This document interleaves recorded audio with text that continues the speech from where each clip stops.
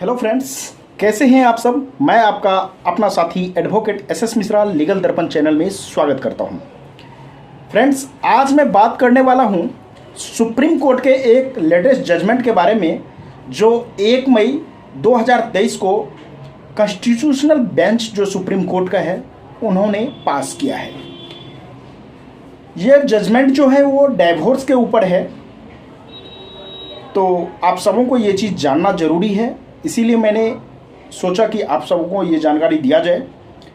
इस जजमेंट को जानने के लिए आप वीडियो को लास्ट तक देखिए और वीडियो देखने के बाद अच्छा लगे तो आप लोगों से एक रिक्वेस्ट है कि चैनल को ज़्यादा से ज़्यादा सब्सक्राइब, लाइक और शेयर कीजिएगा। तो आइए फ्रेंड्स जानते हैं। फ्रेंड्स, सबसे पहले जजमेंट का टाइटल क्या है, उस टाइटल को जानिए। जजमेंट का टाइटल है शिल्पा शैलेश वर्सेस वरुण श्रीनिवासन। इन्होंने सुप्रीम कोर्ट में आर्टिकल 142 के तहत पिटीशन फाइल किया था। हालांकि आर्टिकल 142 जो है वो डाइवोर्स के ऊपर नहीं है, वो ट्रांसफ़र पिटीशन के लिए होता है। बाकी सुप्रीम कोर्ट ने उसको सुनते हुए, जो इन्होंने ट्रांसफ़र पिटीशन फाइल किया था उसको सुनते हुए सुप्रीम कोर्ट ने सोचा कि इसमें डाइवोर्स के ऊपर ही चूंकि था उनका पिटीशन, तो इसमें कुछ नया किया जाए, कुछ जजमेंट पास किया जाए, क्योंकि टाइम इसमें बहुत लेप्स होता है। चलिए, इसके बारे में तो मैं बाद में बात करूंगा। फिलहाल मैं ये कहना चाहता हूँ कि ये जजमेंट क्या कहता है, आइए इस पे बात करते हैं। इस जजमेंट में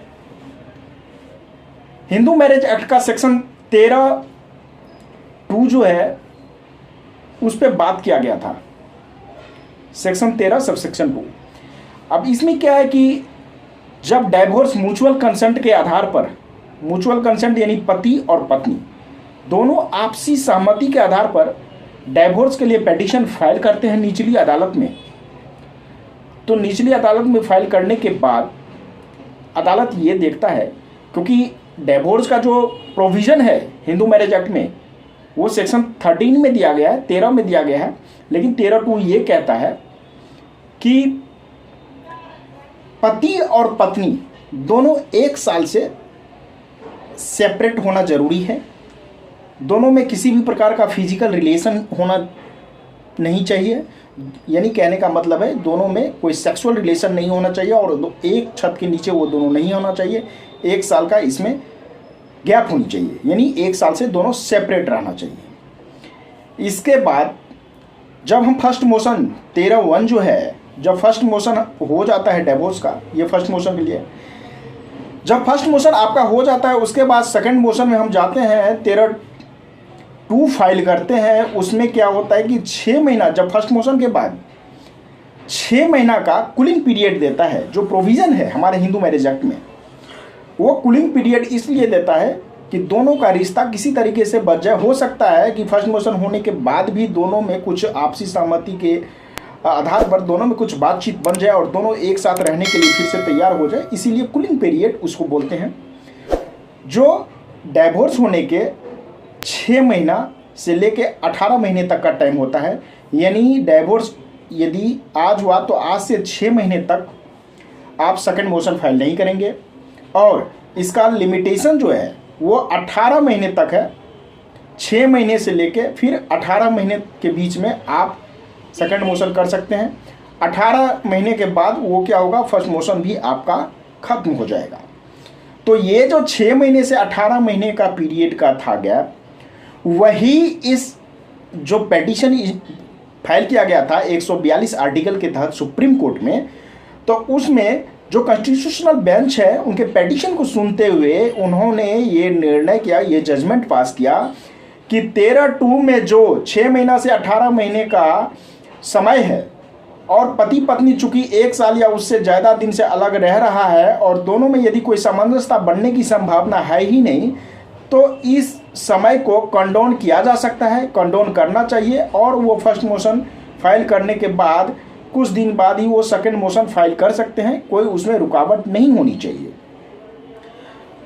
तो ये जजमेंट पास किया गया जो कि शिल्पा शैलेश वर्सेस वरुण श्रीनिवासन का जो मैटर था उसमें, और 1 मई 2023 को कॉन्स्टिट्यूशनल बेंच सुप्रीम कोर्ट के जो हैं उन्होंने पारित किया।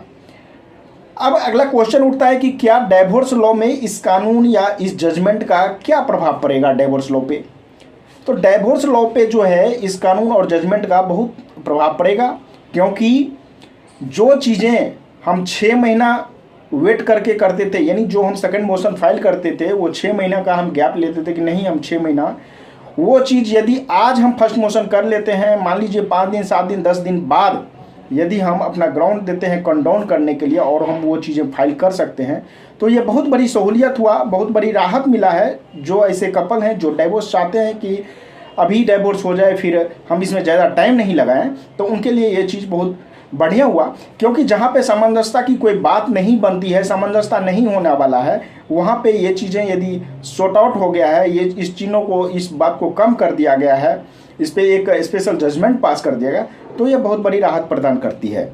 तो इस तरीके से जो म्यूचुअल कंसेंट के आधार पे तलाक की बात आती थी, तो तलाक के बाद में जहाँ से 6 महीने से लेकर 18 महीने तक, यानी 6 महीना जो पहला है वो जो वेट करना पड़ता था, वो वेट करने की अब ज़रूरत नहीं है। यदि कुछ ऐसा ग्राउंड है तो आप जो है डिवोर्स आसानी से ले सकते हैं। तो फ्रेंड्स, आप लोगों को वीडियो कैसा लगा आप मुझे कमेंट करके ज़रूर बताइएगा। और भी कुछ यदि आप जानना चाहते हैं इसके बारे में तो आप मुझे कमेंट करके पूछ सकते हैं। यदि मुझसे आप फ़ोन पे बात करना चाहते हैं, फ़ोन पे कंसल्ट करना चाहते हैं, एडवाइस लेना चाहते हैं किसी भी प्रकार के कानून के बारे में, चाहे वो सिविल से हो, क्रिमिनल से हो, टैक्सेशन से हो या कॉर्पोरेट लॉ से रिलेटेड हो, किसी भी प्रकार की कानूनी जानकारी चाहते हैं तो आप मुझसे फ़ोन पे भी ले सकते हैं। लेकिन इसके लिए आपको पेड करना पड़ेगा। फ़ोन का जो सर्विस है वो पेड सर्विस होता है। इसके लिए सबसे पहले आपको कॉल बुक करना पड़ेगा, फिर पेमेंट करना पड़ेगा, फिर आप हमसे कंसल्ट कर सकते हैं, एडवाइस ले सकते हैं, किसी भी जो भी जानकारी आप लेना चाहते हैं। मेरा फ़ोन नंबर है 9643361982। I repeated my number 9643361982। तो फ्रेंड्स, आज तक के लिए इतना ही, फिर मिलेंगे नेक्स्ट वीडियो में। तब तक के लिए धन्यवाद।